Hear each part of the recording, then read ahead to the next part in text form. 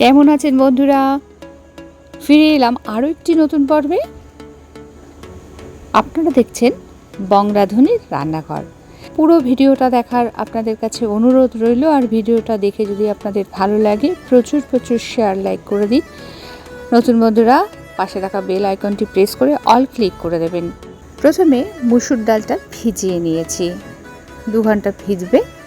তার মধ্যে পটলটা ছাড়িয়ে পটলের দানাটা বাইরে বার করে নিতে হবে। মুসুর ডালটা যখন ভিজে গেছে সেটাকে একটু পেস্ট করে নিলাম। পটলের দানাগুলো ওর মধ্যে দিয়ে দিয়েছি।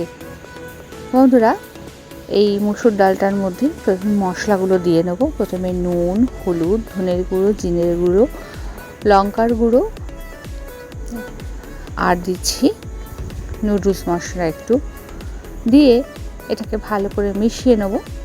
আর দিয়ে দিচ্ছি কিছু পেঁয়াজ কুচি, কিছুটা, একটা বড় সাইজের পেঁয়াজ কুচি, 2-3টে লঙ্কা কুচি, একটা বড় টমেটো কুচি, আর কিছুটা ধনে পাতা।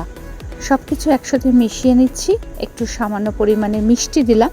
এবার এই দানা বার করা যে পটলগুলো রয়েছে ওই জায়গাটার মধ্যে এই আগে থেকে রেডি করে রাখা এই মশলাটা ভরে নিতে হবে। আর এইভাবে সবগুলোকে একসাথে রেডি করে নিতে হবে।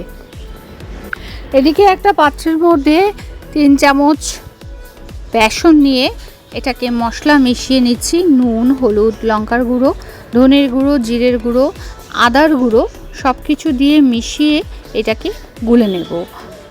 ওদিকে একটা পাত্র বসিয়ে দিচ্ছি। পাত্রটা গরম হয়ে যাচ্ছে। তখন এবার এটার মধ্যে এই আগে থেকে যে আমি পটলটা তৈরি করে রেখেছিলাম পুর ভরে, সেটাকে এই বেসনের যে গোলাটা বানিয়েছিলাম সেটার মধ্যে দিয়ে ভেজে নিতে হবে। আর ভাজা হয়ে গেলেই গরম গরম পরিবেশন করুন। ভিডিওটা দেখার জন্য, আমার সঙ্গে থাকার জন্য ধন্যবাদ। ফিরে আসছি পরবর্তী ভিডিও নিয়ে পরবর্তী সময়।